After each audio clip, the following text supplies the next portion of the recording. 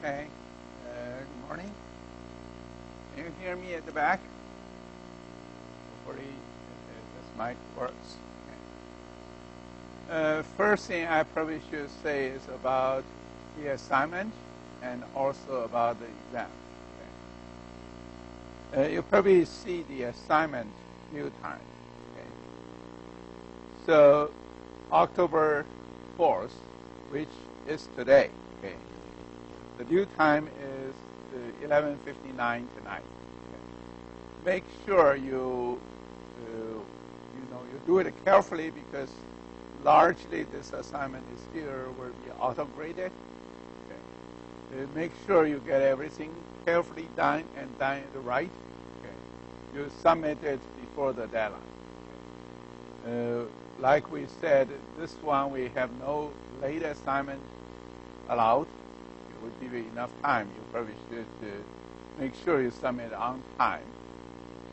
And you also know sometimes just some precision things, the auto-grader may check it if you are not quite right to give you your point. Okay. Make sure don't get into this because otherwise we have to enter individually by TA to check your answer again. We are going to, distribute the assignment 3 today, which is a program assignment. Then another important thing is a midterm exam. For midterm exam, the first thing is I did publish a sample midterm exam. Okay. If you click the button, you will see this sample midterm exam. I did not have a proper space. That means in the real exam, I give you enough space to write on the paper. But this sample midterm exam is a few years old. And the teaching material will be different. Just give you an example. For example, we have something on the data cube. I said we have a multi-way array cubing, Bach, star cubing, and the shear fragment approach. But star cubing, we are not going to cover it anymore. So you will see this kind of answer. I definitely will not give you the same kind of questions.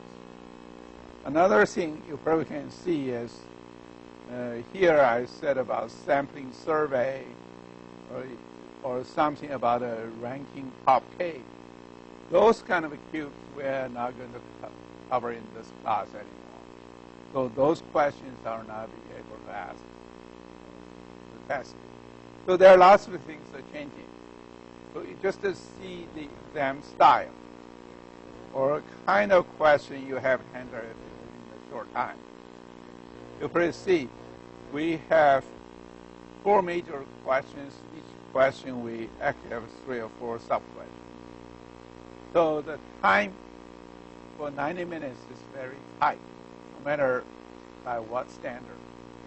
You should get familiar with your course material. If you get well prepared, then within the short time, 90 minutes, we do allow you to have single sheet reference. That's the same thing, but the answer should be quite brief. You try to write an essay, you won't have time. So make sure you get it done right. So another thing I should announce is we do got a few requests. Say that particular day, some student got a flight to someplace for interview. Okay. Some student got say 3 exams on the same day, and it's exactly 1 exam is hour by back to back. So for those students, we do open an alternative time, which likely will be, because this one is on, I think it's our official exam. If you check the time, is Thursday, 13th next week, okay, which is 11 a.m. to 12:30 p.m. Actually, I probably will warn everyone, likely we probably will shift the time a little we shift to 5 minutes earlier, we will start. And 11:25, we have to finish, because 11:30, there's another class. We cannot affect the other class. But because this exam, we get all the students, which both, in the classroom and on video. We do have a video session. They're going to take all the exam in this classroom. This classroom will overflow. We actually negotiate with the university. The university give us an alternative exam room, but it's very far away in Soybean Center. Okay, I actually discussed with them. They said there's no any other place available. Finally, I negotiate with the department. The department open one. We don't have to go to Soybean Center, which is very far. We will have one exam here, one exam at 2405. The 2405 is a big auditorium. There's another bigger classroom, but that one only holds 70-some students.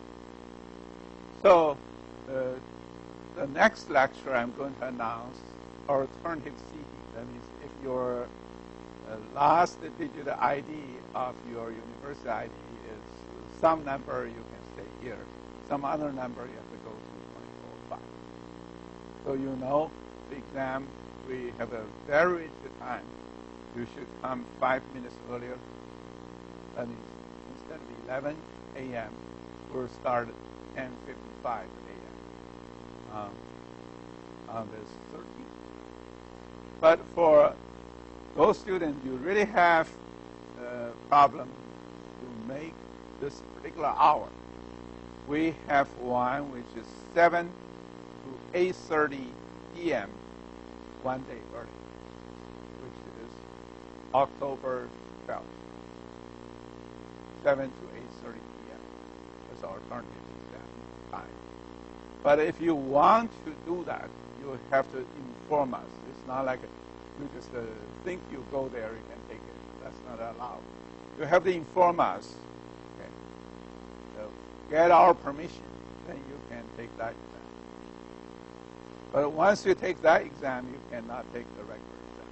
You obviously cannot take twice. So you just check your time. Okay? If you are not have a special situation, then you should take this regular. If you do have special situation, talk to me or send me emails, get my permission.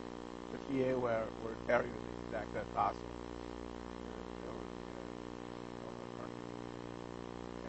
So make sure you know this. We inform you more than 1 week early. Make sure you follow this. Any other questions about the exam, midterm exam? Yes? Okay. About whether you need a calculator. Okay. In principle, no. Okay. But I don't mind if we bring one. You say, my calculation skill is very poor. I need a calculator. Very simple. For example, how many cells? Okay. Suppose I ask you this. You say, I even cannot calculate 2 to the power of 10 is what? Of course, you can write 2 to the power of 10. That's a rare case. If you do not know 2 to the power of 10 is 1024, you need a calculator to get it. That's fine. You can bring one. Okay. And cell phone or anything like this is not allowed. You have to turn it off. And only one sheet is allowed. Anybody got into this problem, actually, we will have quite a few TAs supervise the exam. Okay. If you get any misconduct, we actually have to be severely disciplined. Okay. Make sure you get it. Because every year, we got some student complain. They fear some other student was playing something. Hopefully, we do not have a single such case. But we do have such a case. We have severe discipline.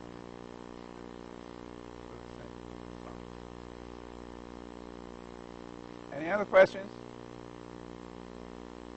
Okay. If you still have questions, feel free. You can ask me after hours. And before the exam, TA definitely will give you more articles.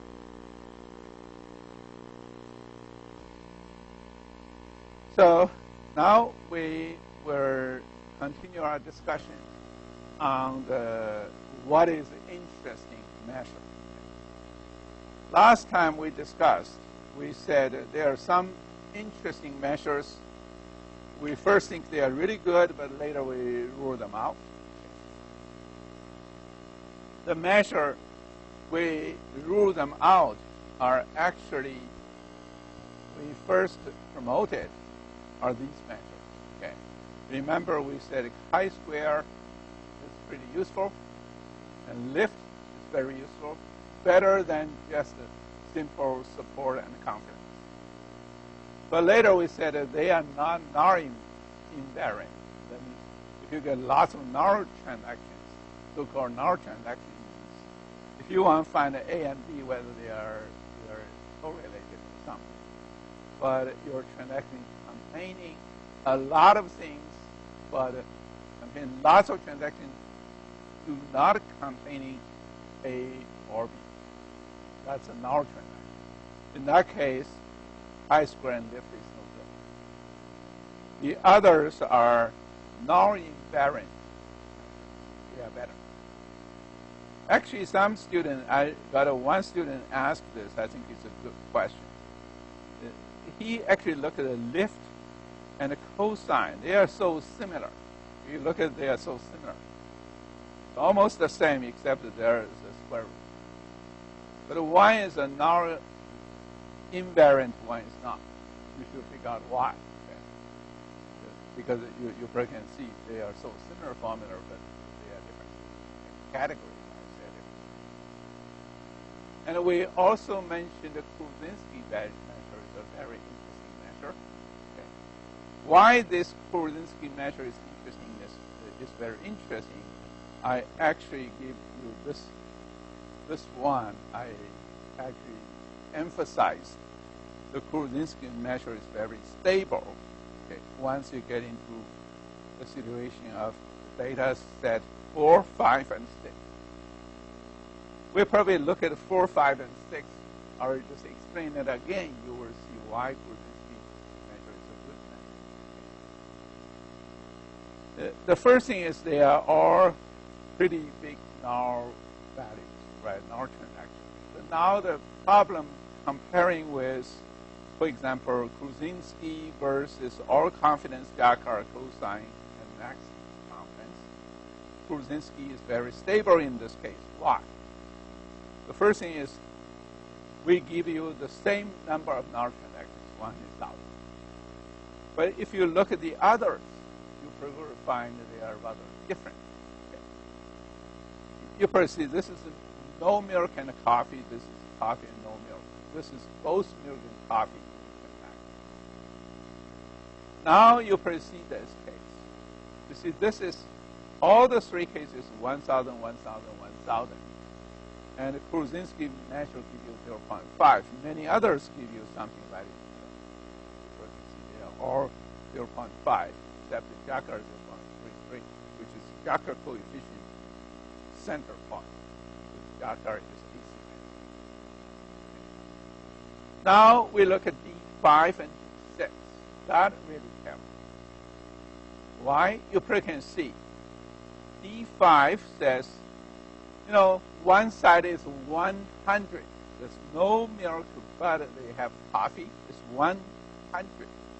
But this milk and coffee together is 1,000. Based on this view, based on 100 versus 1,000, you would say milk and coffee should strongly correlated because they get together so often. Okay. But you look at the other end. The other end said milk and no coffee is 10,000. If you look at 10,000 versus 1,000, you probably say, oh, they are not getting together, unlikely getting together, because you can see, you know, these two not getting together. I bought milk but no coffee. There are so many. Milk and coffee together is only 1,000, right? So both sides, if you think of both, This guy is strongly vote yes. This guy strongly vote for no. Okay? Or one is strongly vote for positive, the other guy strongly negative. Okay? And you can see people starting disagree each other. Look at this. They disagree each other, only Kruzinski standing in the middle. Then you look at D6. D6 just go a little crazy. You look at this, why does it go a little crazier? This is 10 versus 1,000. That means this guy will say, if you stand here, it will say, oh, this is so strongly co-occurrent. Because this is not co-occurrence, it's 10, this co-occurrence 1,000. The other guy said, actually, this is strongly negative because you see, they are not co-occur. The 100,000 co-occur is only 1,000. Okay? That means these two sides just go a little crazy. Originally 10 to 1, now it's 100 to 1. But no matter how crazy you are, or both sides are, this Kruzinski standing in the middle, right? And even cosine starts swaying, right? Not to say the others. That's why you first see you get many null transactions. You want to judge whether these two should be co-occurring or not. The Kruzinski is found. So that's the one. Actually, this one we said this measure we rediscovered in 2007. But actually, 80 years ago, it was proposed by Kruzinski for some others. But anyway, we named it.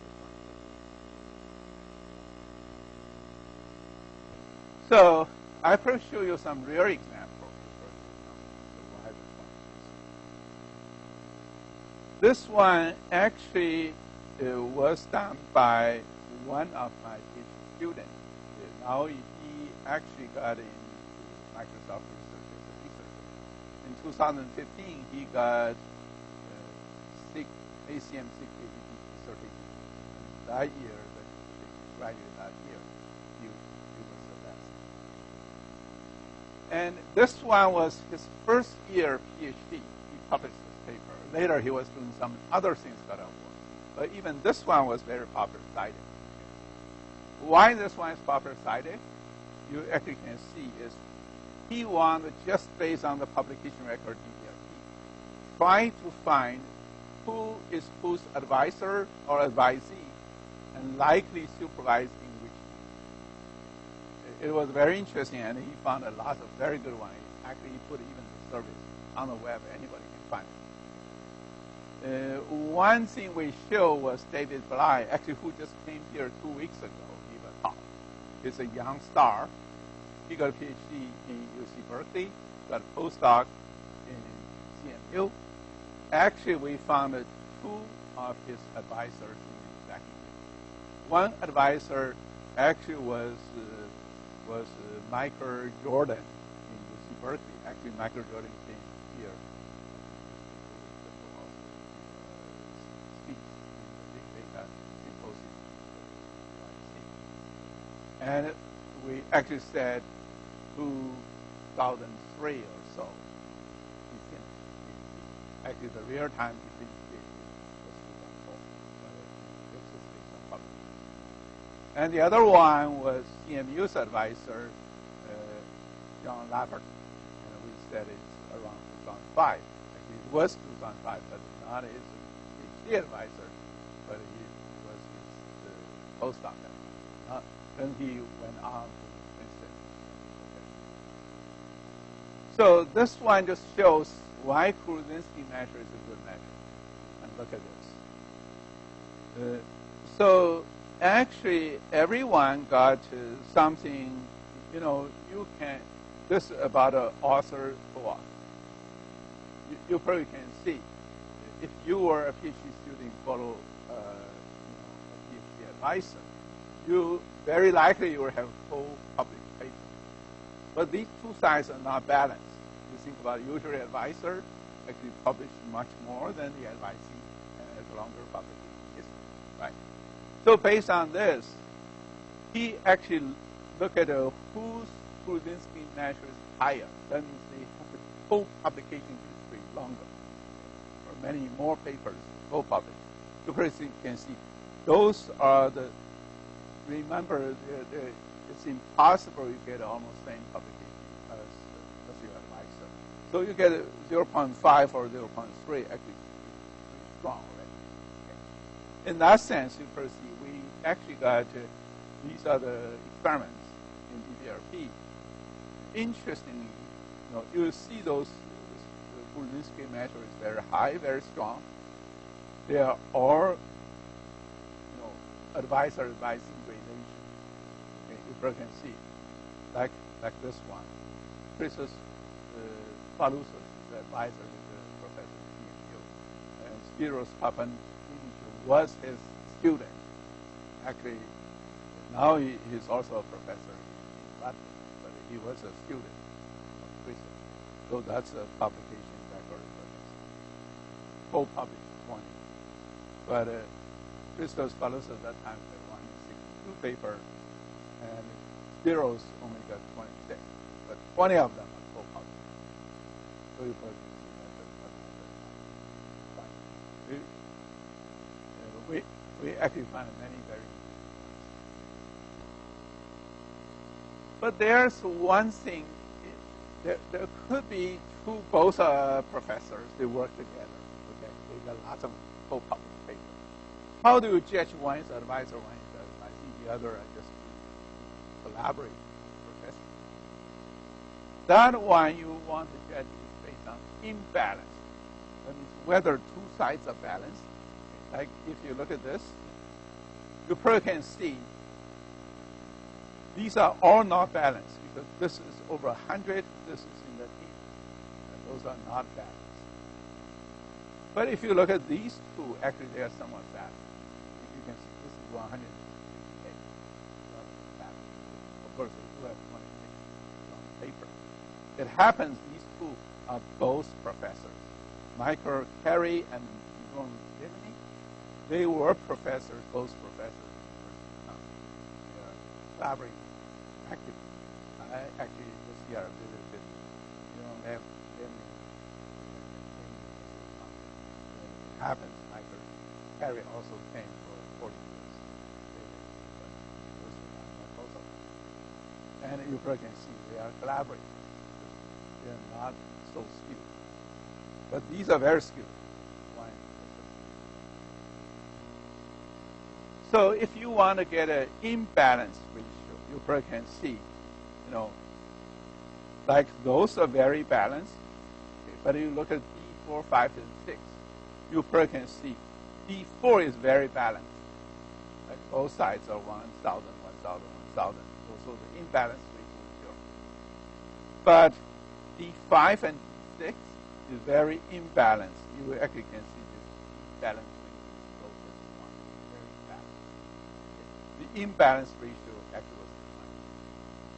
That means if you have both Brzezinski measure plus this imbalance ratio, you will have very good view on whether they are correlated or whether they are highly skewed.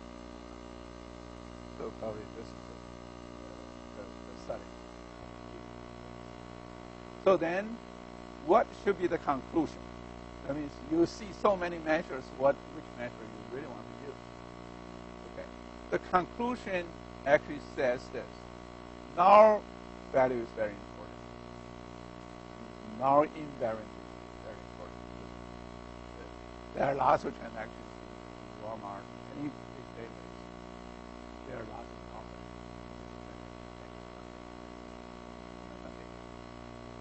So lift and chi-square of cosine. These are good measures if the null transaction is not done. If null value and non-null value is balanced, then that's fine. You can use lift, chi-square, and cosine. Otherwise, you may want to use Brzezinski plus imbalance. So there are lots of research paper. I actually sent you this paper, Luan's paper. And that paper got a very high citation. That is the first year. Very specific. So to summarize this is we actually have to study the frequent pattern associated with closed pattern, max pattern. I'm going to test it. or in the concrete. Okay. And we know there's a good a priori property we call downward closure property. That means you want to find a frequency 3, you will be a candidate. Then any subsets of frequency 2, frequency 1 must be frequent. So if this downward closure becomes very useful to cut unnecessary candidates. So that's the algorithm a priori and extension, including FT growth, and all these algorithms. But on the other hand, we need a good measure to judge whether the things we mine is pattern. So there are many research papers. I probably should say that more time. This one, I think everybody should know. If you've ever been to Paris, this is the best France or Paris. And this is the engine. It was designed by I.M. Pei. He actually was a very famous architect. Designed. If you go to Washington, D.C., you see the National Army. That museum was also designed by this Paris. So now we finish this chapter. We go to the advanced pattern mining chapter. This one just a further advance, get a little more detailed study on the frequent pattern mining.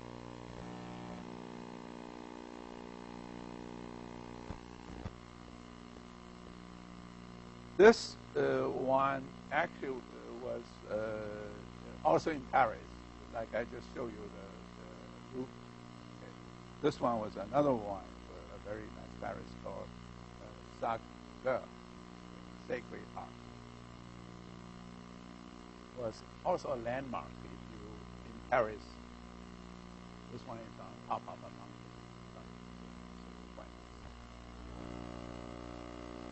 Now, first, I want to say the pattern mining actually is there are lots of research study on different parts. Actually, last Friday, because last Saturday was the Thomas Huang Symposium, Backman, actually the vice chancellor and including one invited talk at the Microsoft vice president, Microsoft research head, Harry Chen. He was Tom actually generates more than 100.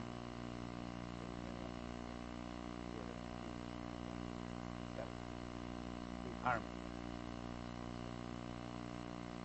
So if you look at last Friday, actually one professor from Nanyang University of Singapore, his advisor was Tom Stewart. Actually, he also came from Singapore to attend. And he gave a talk in Auckland.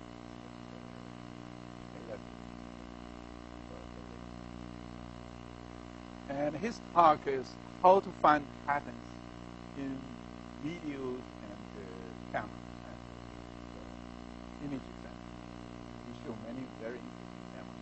It's actually good to take patterns. That's one interesting impact of pattern and also impact on software. We are not going to give you a lot of such examples, but later, as long as you know these principles.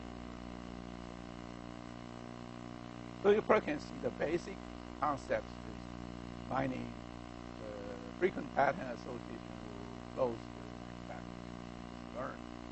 Then we are going to learn mining multi-level, multi-dimensional pattern and extended patterns. But there are many different methods like candidate generation, a priori, pattern growth, vertical format, and also interesting patterns. But there are so many other things, okay, including applications in many other fields like software. With the time, we are not going to discuss all the possible applications and extensions, but I'm going to show you a few very easy ones. Mining diverse patterns, and study constraint-based mining high dimension patterns, sequential patterns, block patterns. That's the one way.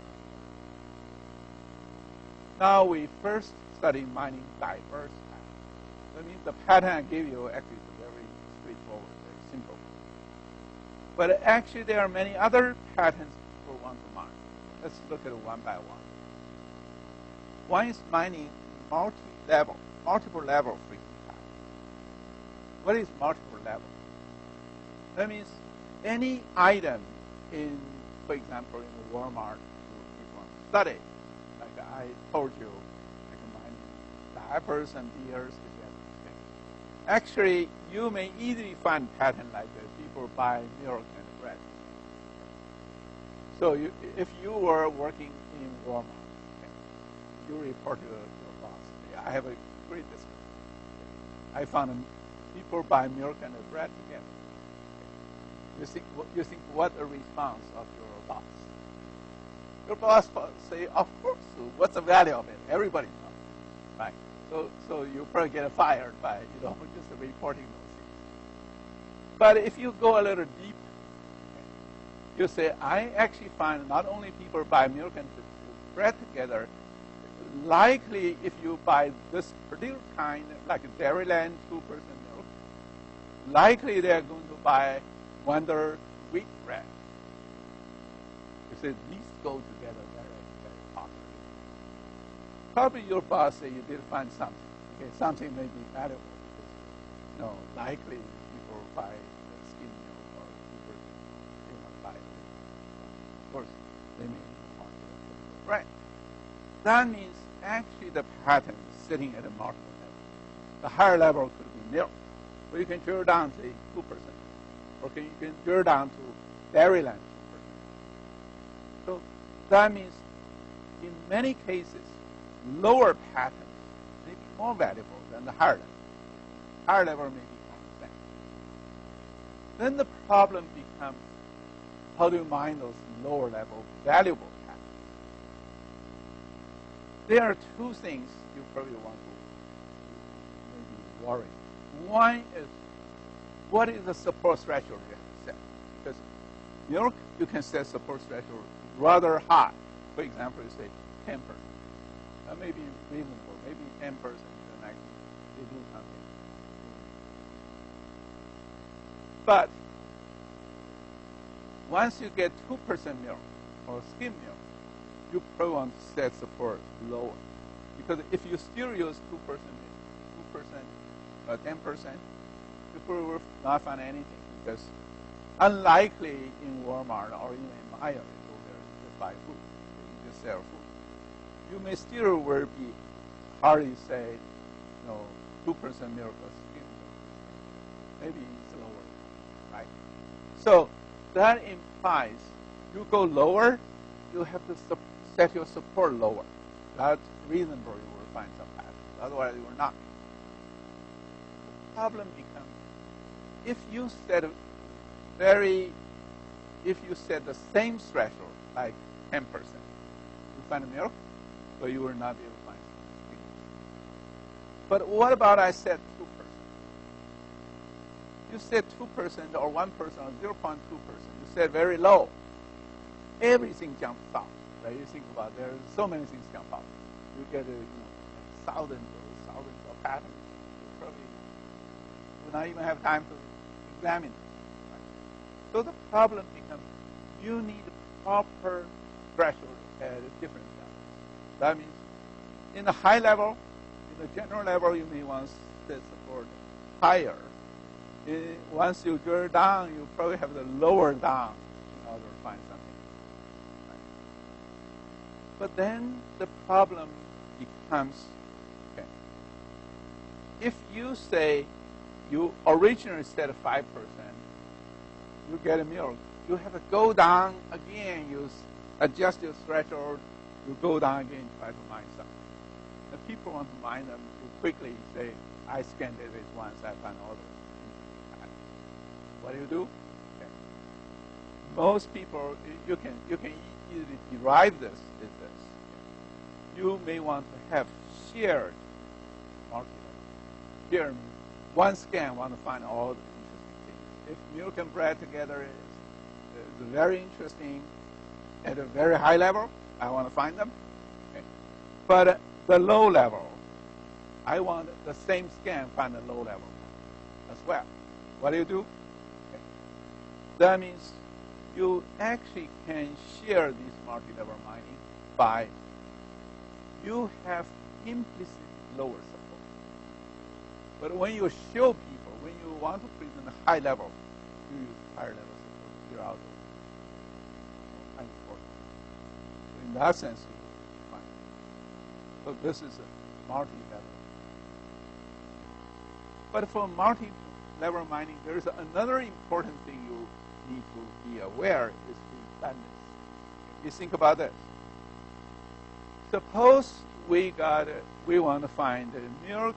If people buy milk, they want to buy wheat bread. Then they find if people buy 2% milk, they want to buy wheat bread.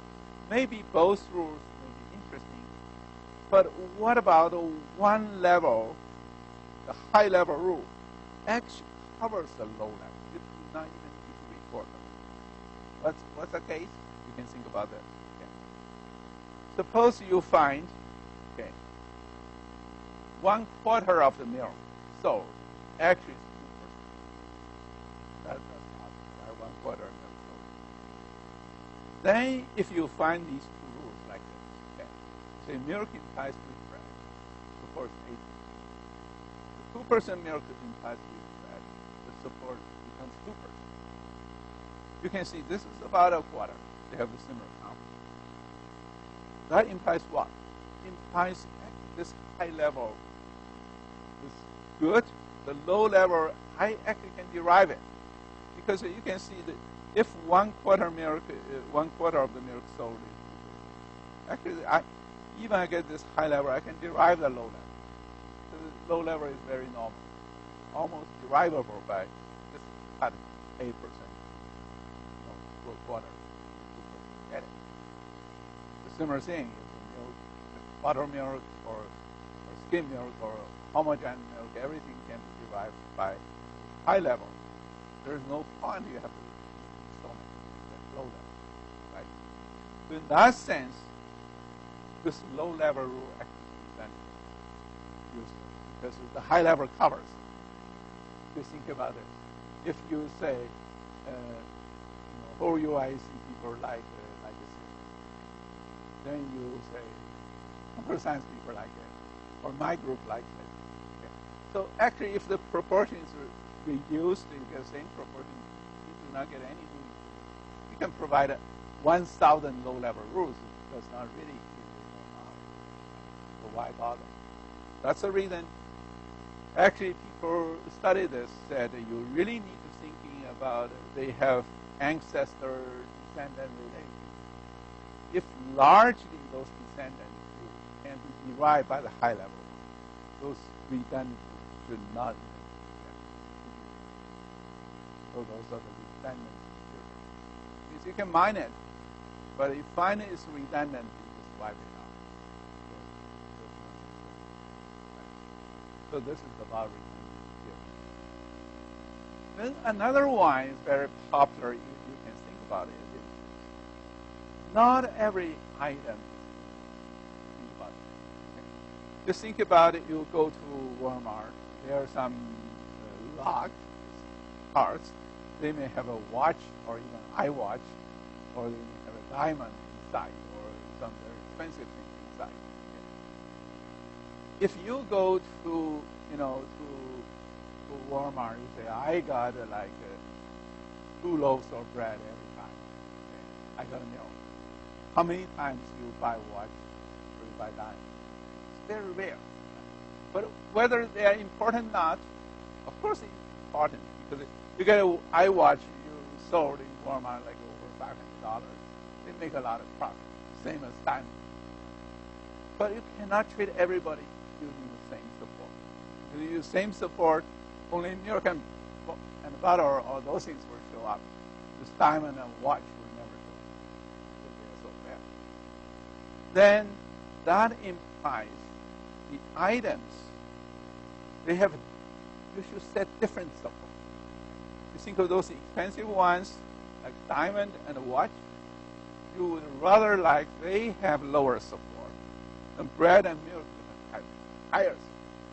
Then finally you find all things are meaningful and reasonable value, right? So that implies you have to develop an algorithm. You would rather give people different kind of support, like this. But remember, the milk and the watch also can be bought together, right? So you can see they bought together, they have different support, which support you use. So actually this is a subtle in your designing of mining algorithm. The general solution is everyone should carry their own support. But once you mix them up, you have to use the lower one. Because the higher one immediately cut a diamond and watch out. Okay. Then you will never be able to find diamond and something fun. So you want to find together these things that you always use higher one to cut them. They're not so frequently cut them off. But once they mix up, is that reasonable? So those are the general idea of the algorithm. Then there are multi-dimensional patterns. What is multi-dimensional? If you think about this multi-dimensional means they actually have different nature in their predicates or items. Remember, in the past, we only say item spot, like milk and bread and butter or something. But actually, people want to study other factors as well. For example, you may want to say, if the person age is 18 to 25, their occupation is a student, likely they're going to buy Coke. Suppose you get that. That's meaningful rule? It is, right? Why not meaningful? It's meaningful. But it's not like an item implies item. You got an age, occupation implies item. These kind of rules we call interdimensional. What is the interdimension? Means every predicate is sitting on different dimension space. Like this predicate sitting on the age, this one is on the occupation, this is on the item spot. Of course, you can use hybrid. Hybrid one means you may have something sitting in a new dimension, but these are still like a Walmart transaction. You buy this, you are going to buy that. Okay. Like this one said, if the person's age is 18 to 25, okay, if this guy buys popcorn, likely it's going to buy Coke as well. That's also very important. So people can see what's the difference between the mining algorithm. Think about this. This actually is a data cube. 3 dimensions is data cube. Okay. This one actually has transactions. They are all sitting in the same dimension. One implies the other. So if you design a mining algorithm, this interdimension association, you can use data cube. But this hybrid dimension one cannot use data cube. You have to mix with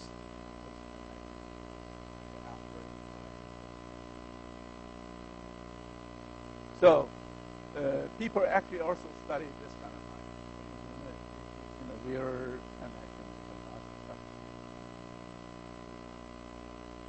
That's what that means you want to actually thinking about integrating data cube and transaction. There are more things about this. One thing could be numerical dimension. Numerical dimension, for example, age and salary. Right? You think about the age, we actually did something here. If you look at this, we say age is 18 to 26. The real data, if you mine the real data, they don't have such things. They say 18 is 18, 22nd is 22nd. They don't have 18 and 25 as a range. You have to get it. How do you get it? Okay. You can see. If you get age and salary, you actually have to perform some kind of discretization or clustering, right? You think about it. If you want to get this, you have to do some kind of a statistic-based discretization. If you find that these are all university, about UIC, your age may be a little finer. You may say, oh, 18 to 20 is one group. Maybe 20 to 23 is a group. Maybe 23 to 30 is a group. Those are graduate students, right? So you can have different groups based on the population. Those means you can do data cube, you can do clustering. Then you can mine with numerical attributes. You have to do something, either discretization or clustering. And also you may even using those rules to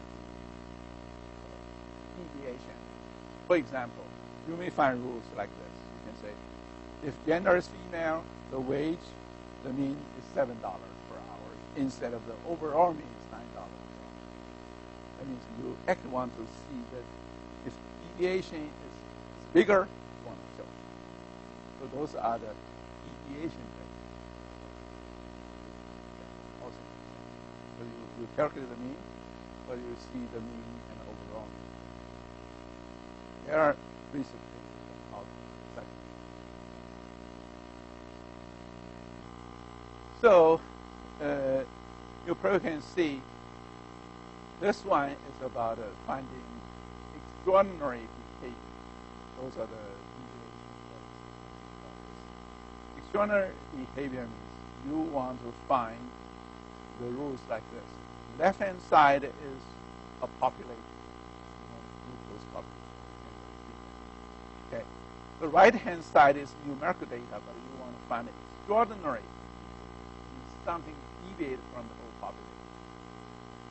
So how to find such rules actually is not a very easy. For instance, you want to find rules like this. You may even want to find sub-rules, a little refined rule, for example, like this. Gender is female, but if people are located in the south, okay, and the mean wage could be even lower, that's 6.3. Actually, this one was based on 1980 and 1990. The real data sets was published. Actually, the researcher was a group of history. They take the U.S. statistics, Euro published data, and find those. They also found rules like if education is 18 to 14 to 18, those are the graduate students, the higher ones, the mean wage higher. Those are the graduate students. You get higher ed, more than high school, the wage higher than those areas. So that means if you try to find this one, you need to design very nice algorithm. Actually, to not do the blindly cluster. You actually try to find using different kinds of grouping. Then try to compare. This one compare overall population. This one actually compare with the subpopulation, like the okay. But you find that even within the subpopulation, if it's in the south, mean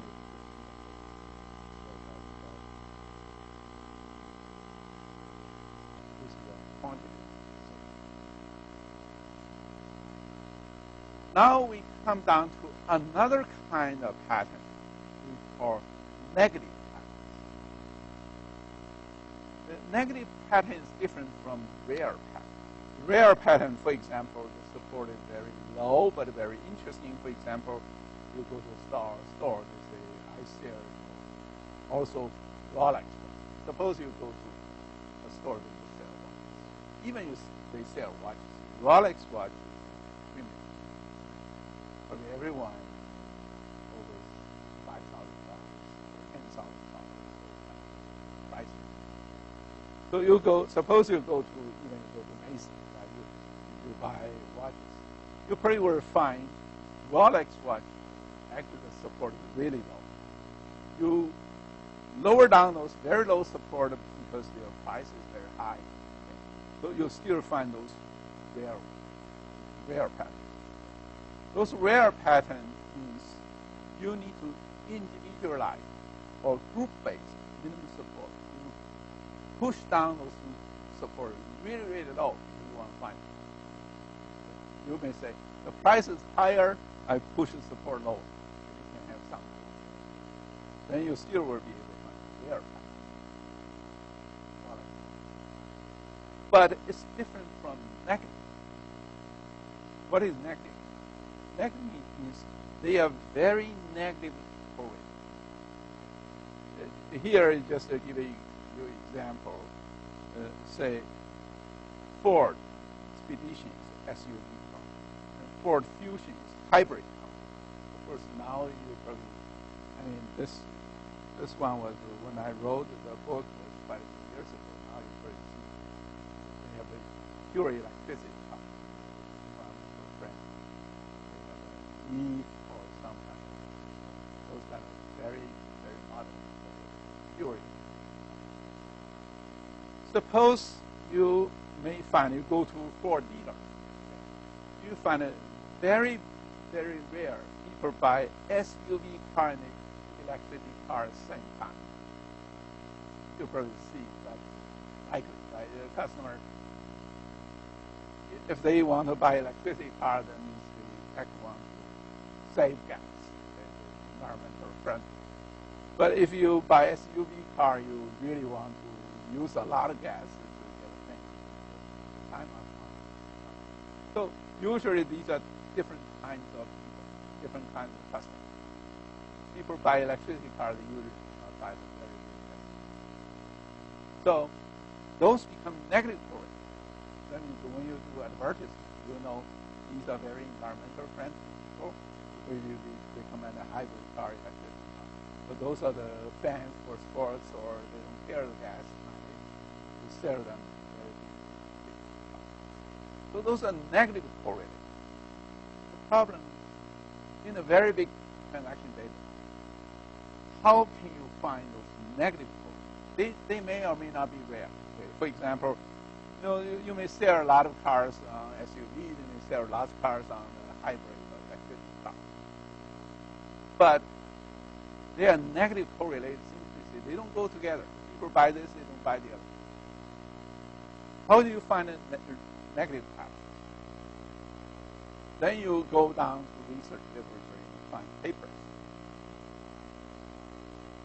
Actually, before I wrote this Coursera, I originally did not even put this one.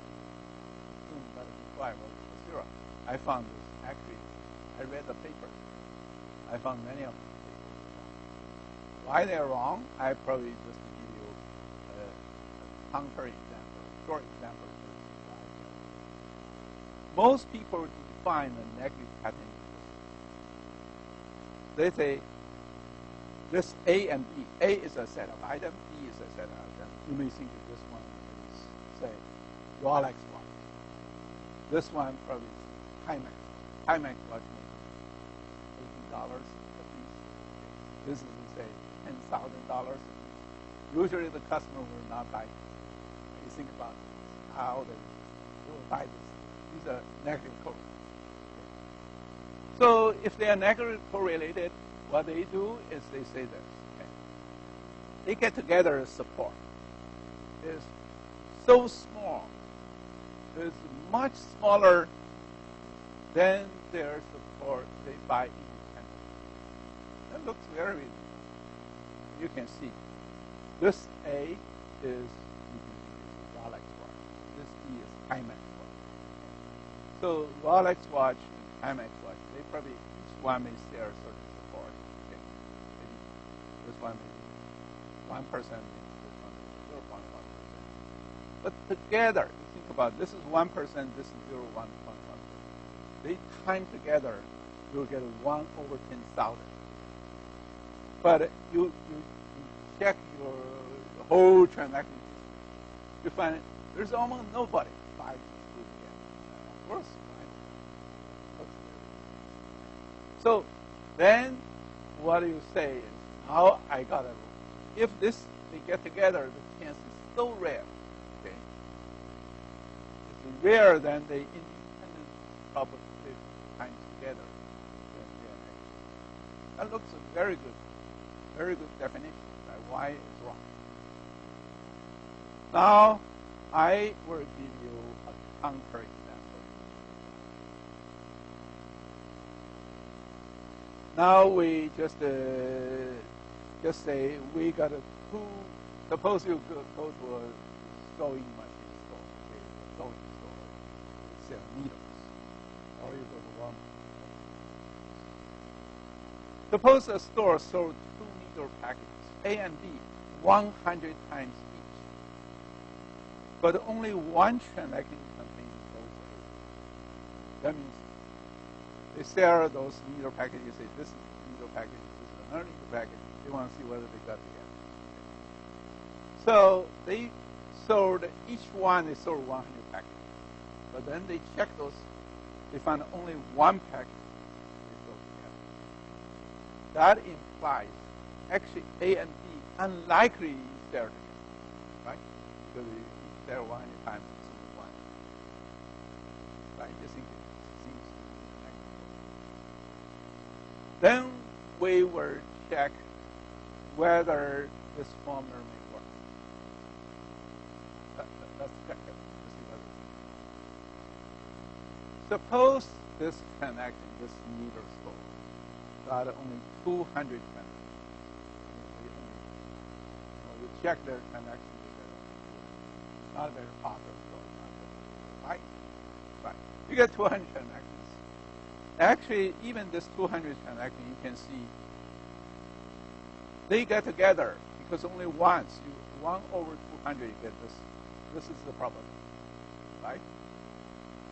But what about you time them together? You can see 200 transactions, 100 transactions contain A, 100 transactions contain B. So each one is 0.5. Each one is 0.5. So 0.5 times 0.5 is 0.5. So you say, oh, the rule really works. The definition really works. You can see this is so low. This is not so low. These two this is far, far less. Definitely right. So it's negative. That matches your common sense. But what about you are talking about Walmart? They really have lots of transactions. They have how many transactions? They have 100,000. Actually, you really go to Walmart, they have more than that, right? But I just assume Walmart has something 100,000. They do have 100 times sold package A, so 100 times sold, and once sold over. I mean, for A and B, they never change it. Then we calculate again to see whether it works. Now you can see A and B, this is 100 transactions. So A and B together only once, you get 1 over 10 to the power 5. That's the probability. Okay. Now you say because this one sold 1,000 times, 100 times, 100 over 10 to the power of 5, you get 1 over 10 to the power 3. The same thing, you get 1 to the power 3. Times together, you get it 10 to the power minus 6. This is minus 5, this is minus 6. What do you got? Your conclusion will be they are strongly correlated. A and B is strongly correlated. You can see, they are not independent. Okay, they got so high, 10 times high. Is that wrong? Of course it's wrong. You think about this, get 100 times, it's only once you get together. It's not like they really want to buy this thing together. What's the problem? It's the same problem as a non-transaction problem. Okay, you can see even the negative transaction, that definition will not work. It may work in a tiny, tiny needle store in this area. But go to Walmart, needle actually is not that popular. So you got right? You can see everything. That means actually those popular common sense, you go to statistics, maybe department there, you probably say negative correlation is the perfect form. But it doesn't work here. No, a simple example. So how do you do it? Then we go back to Kurdinsky, right? Like I just tell you the Kurdinsky measurement work for correlation judgment. And here you take the Kurdinsky, you look at it here. Let's look at the Kurdinsky. Kurdinsky measure is extremely difficult. You can see this is probability A, and under condition B you get A. This probability under condition A you got B. Kurdinsky measure basically is the average of both sides. Average both sides, then you can see here. Suppose I say the negative one is something very good. That's a threshold. Then you actually can see here, this you get a 100B only once you got A. You get a 100 times you got B only once you got A. Okay. This one is you get a 100 times you got A only once you got B. Then you use Kurdinsky measure to calculate it, you get 0.05. And even if you set a very low threshold, it's still below that. That implies they are very negative. Right? So negative correlation. So that's why you can find the negative patterns. You could see if you get lots of null transactions, the previous step will not work. But the Kurdinsky measure works perfect. You can see. That's another lesson is real life. So actually this one, if you go back even now, you go to statistics, they probably keep the same thing still like that. But 1 year, they work for tiny needles for instead of one thing. That's going back. You go to Vermont.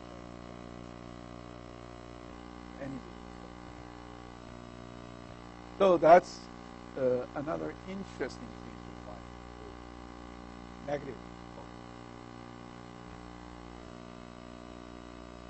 Now we got another problem. The problem is finding contested.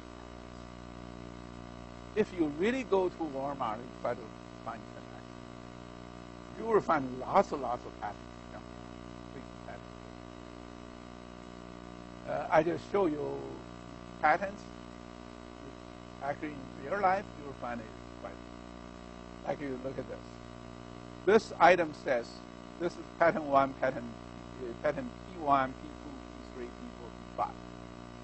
When you look at them, they are somehow different. They are independent, but approximately you probably find that they are rather close. If you look at this one. This one contains item 38, 16, 18, 12. This is the support. And this one actually add another item, 17. You add another item, the support drop down. And here you add even another item, add a 39. This one dropped dramatically.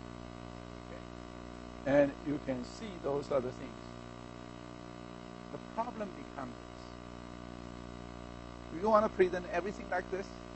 You present a lot of them. Especially something is minorly different instead of presenting everything in a precise count. You probably say something actually is a real and the other thing is essentially just a minor difference. I probably want. What is the rule? You present it or not present it. You probably can see if you look at these five patterns, which one you would vote to rule it out? First, we look at P1, P1, P2. Their support is very close. You can see this is 205 something. They're very close. this one just get a one less. These two are very similar patterns because you see that this is getting one item more, but it get a little less support. So which one is more valuable? P1, P2, which one is more valuable? How many people vote for P1? How many people vote for P2? Now we get more people vote for P2. Actually, P2 wins. Why? You look at this. You want to give more information. Information goes in scale. This one actually contains more information because it contains more items. It's more likely to say, this is milk, this is diaper, this is beer, this is something. If they have a butter or jam all together, you probably want to pick. But you may say, oh, if you remove jam, it reduces a little. Of course, it's a pattern. But it's just a very minor difference. You probably say, you do not show jam, I show jam. Actually, I'm a little better. I show them more. So to that extent, this bigger one actually has a little more value. The smaller one is a little less value. But if the support is very close, I would rather presume the situation. Right? Think about it. So to that extent, you would say P2 is preserved, P1 provided. What about the others? Let's look at the P4 and P5. P4 and P5 for the same reason. You can see P4 and P5. Same reason you would preserve P4 because P4 is something a little more information they have. But what about P2 versus P3? P3 contains a little more information, but the support dropped sharply. You can see the support from 20,000 down to 10,000. That's a major drop. Simply says you add a 39. It is frequent, but it's much less. Suppose here is you add another item. Suppose in a Walmart you say this one I added nuts. But you find you add nuts, it does contain a little more information, but people did not buy that much. So they dropped it almost half. So both are useful. This one is frequent, this one is frequent. Both are useful, but they are independent. Okay. This one is no nuts, this one is nuts. This one doubles support versus this nuts. So I still want to keep them both. Right? You watch this, you probably can see it like that. Then the problem becomes, can you work out a principle, a measure I really can rely on rather than then I got one smart student called Dong Jin. Actually, he gave the previous course all very hard time. He came the first year for graduate study. He invented star cube. Covered almost all these generations for 10 years. I actually met him in the KGB conference. We got together. Everybody got some known algorithm to show. Everybody say Dongxin's algorithm is star cubing because everybody after him got suffered by this star cubing. It's so difficult, efficient, and people spend lots of time on it. But actually, this one got an award. The other one didn't get an award. This did get an award. Mining compressed data. He published this one, I think, in the KGB conference. Different way. What about this paper?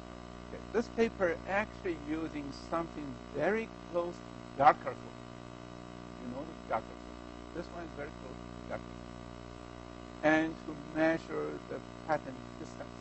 That means if these two patterns, they are very close, the distance is very small, then the shorter one, the smaller one should be cut. So basically, so what is distance? He basically say, you look at those transaction ID, if these getting together, this one, versus they are separate ones, the distance is very close to 1. Simply says, you actually can think about it, these two, because they have a very similar support. they have also similar items. That means actually they share many common transactions. Think about it. Share many common transactions. Otherwise, you won't get a 20 this support here. They have similar support. They have similar items. Means they share many common transactions. They don't have many separate.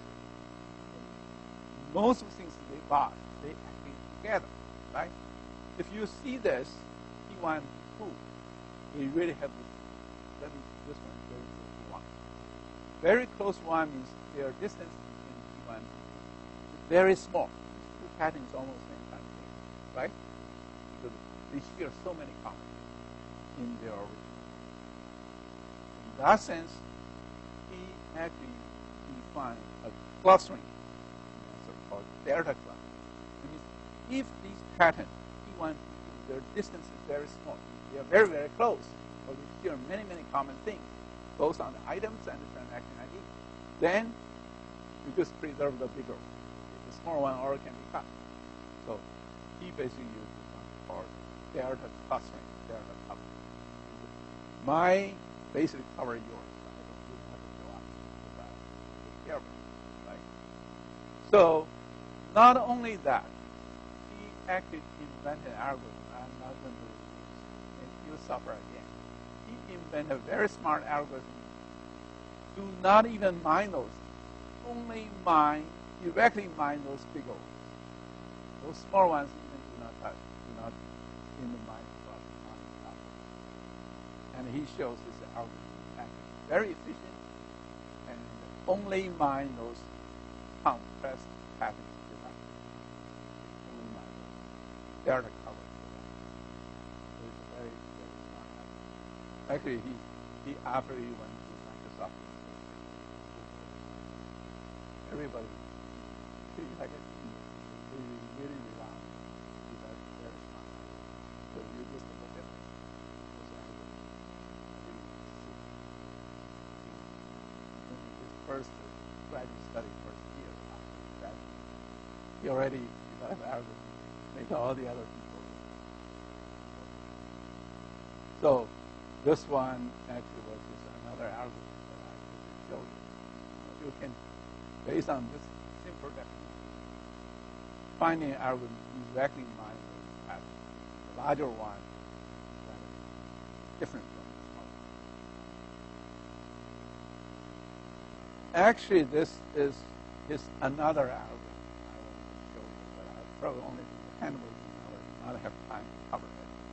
It's another very smart one called redundancy-aware optics. What is redundancy-aware optic patterns? Okay. Suppose you mine a lot of patterns. They are very close, very similar, like this. You can think the pattern, of course, the real pattern is the item space. So you simply map it to a space. If the patterns are very close together, they form a cluster. But within those clusters, some are more frequent. You put it darker. Those are frequent ones. Some are less frequent. You put it light. Then the problem becomes, suppose, I just use one sentence. Suppose I only allow you to show three patterns. There are so many, but I'm a manager. I don't have a chance to read you so many patterns. I only want you to choose 3. Which 3 you want to show? Okay. You probably can see, if I say these are the clusters and these are the supports, remember you want to show as less as possible, but as important as possible. And there's a trade-off. You can see, if you just base on frequency, you will do like this. Only frequency. If you say, I just want you to show, if you only want to show the significance, you show here, right? But if you only want to show the cluster, you show here, like every cluster. But if you want to take care of both, you will show something like next lecture.